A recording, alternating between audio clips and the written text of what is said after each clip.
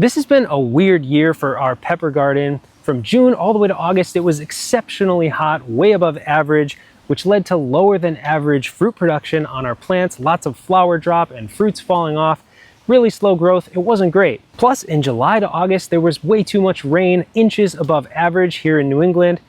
Then in September, we got perfect weather, mid to low 70s Fahrenheit and crisp, cool, comfortable overnights, which led to an explosion of fruit production.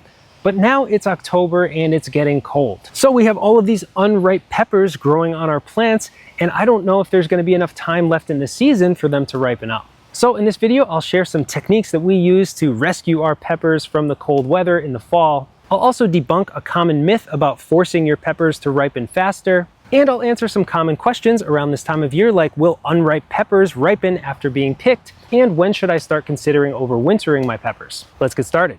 To start off, no peppers like cold weather, but some varieties will fare better than others when it starts getting chilly.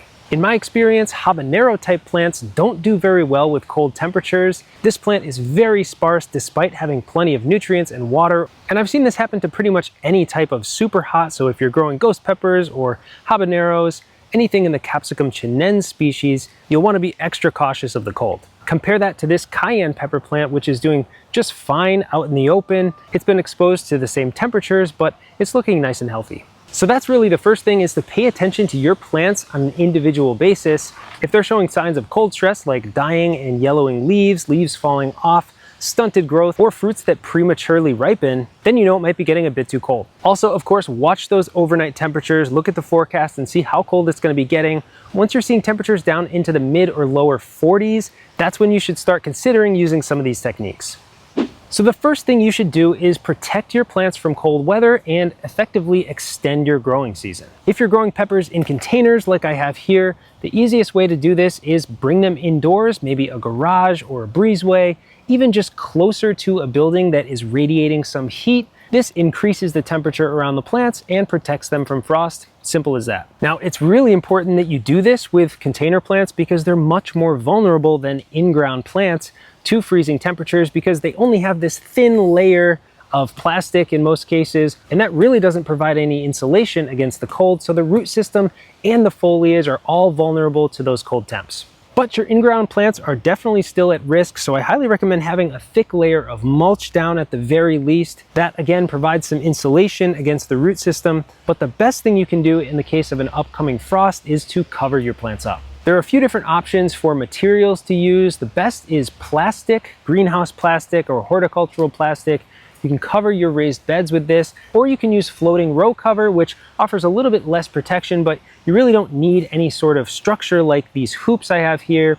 You can just drape it directly over the plants and keep them covered through the cold nights. Now, I have to admit, this is kind of a pain because you have to deal with this big piece of fabric or plastic. When it's windy, it's very hard to control it, so I definitely recommend working with 2 people. But if you're going to cover your plants, make sure that you're covering them completely and all the way to the ground. That's very important because the heat that the plants will rely on overnight during a frost is concentrated in the ground itself. If you just cover the tops of the plant but the bottom is open, air will enter in easily and the plant will suffer anyway. So if you're going to go through the trouble, make sure that you're extending your cover all the way to the ground and then secure it in place, either using clips like I have for my metal hoops or just bricks or rocks laid on top of the fabric. I'll leave some links down below to some products that we've used to cover our pepper plants and keep them protected from the cold. If you use plastic, you also need to uncover them during the day because it can actually get too hot inside. We still have daytime temperatures reaching the upper 70s, and if your beds are covered with plastic, it's going to get way too hot inside, and that can actually cause problems with your plants too. As time goes on, make sure you're harvesting your peppers. When your peppers ripen up, you want to pick them off the plant promptly, not only because the peppers are at their peak for both flavor and heat, but also because any night is a risk of those peppers getting damaged by cold temperatures. Now, one of the most common questions we get asked is, do green peppers ripen off of the plant? If you pick this green pepper, will it ripen indoors eventually like a tomato will? And the answer is maybe. It depends on how far along the pepper is in its growth stage while it's on the plant. If your pepper is pretty close to ripening, like this cayenne here that's starting to show a hue of red, it will definitely ripen through to a full bright red color after being picked.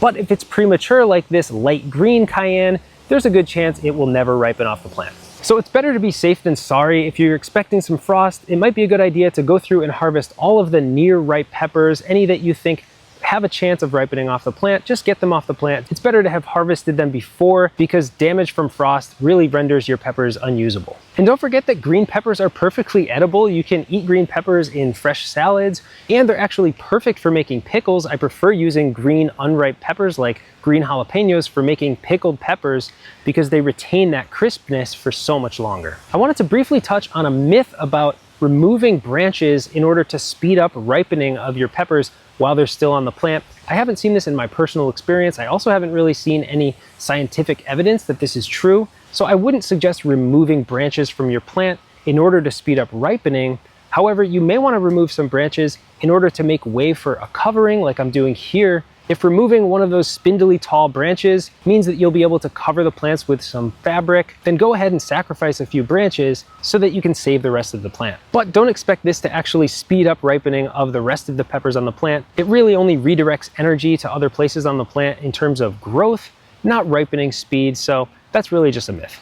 The only thing that actually does seem to speed up ripening is cold temperatures, and this really isn't a good thing. It tends to make young, underdeveloped peppers ripen prematurely, and they usually end up with a bitter flavor, not much heat, and those peppers really aren't very palatable. What you can do, and I haven't really done this, but you can uproot your entire plants if they're planted in the ground and hang them indoors. This of course means the end of your pepper plant in terms of its life cycle, but by leaving the peppers on the plant after uprooting them and hanging them in a warmer place indoors, you give the plant a little bit of extra time to help ripen up some of those remaining peppers. This may seem pretty drastic, but in the end, you are going to end up removing your peppers from the garden. So instead of throwing them onto the compost pile, you can allow them some time indoors to help ripen up those last few pods.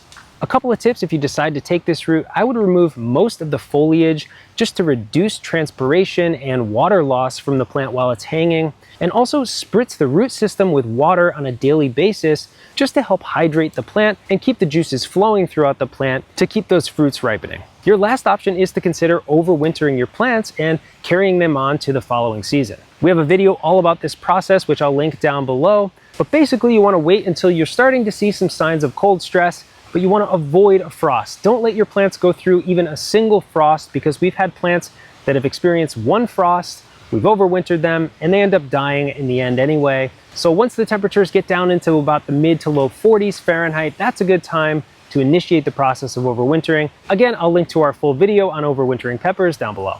So to summarize how to rescue your unripe peppers from the cold: keep an eye on those overnight temperatures, and when they start dipping down into the low 40s, move your potted peppers indoors overnight, and cover your in-ground plants with floating row cover or greenhouse plastic. Harvest any ripe peppers or even close to ripe peppers when the weather's getting risky, and consider overwintering a few plants to keep them alive for another season. I hope this video helps you get the most from your pepper plants this fall. Thanks for watching Pepper Geek, and I'll see you next time.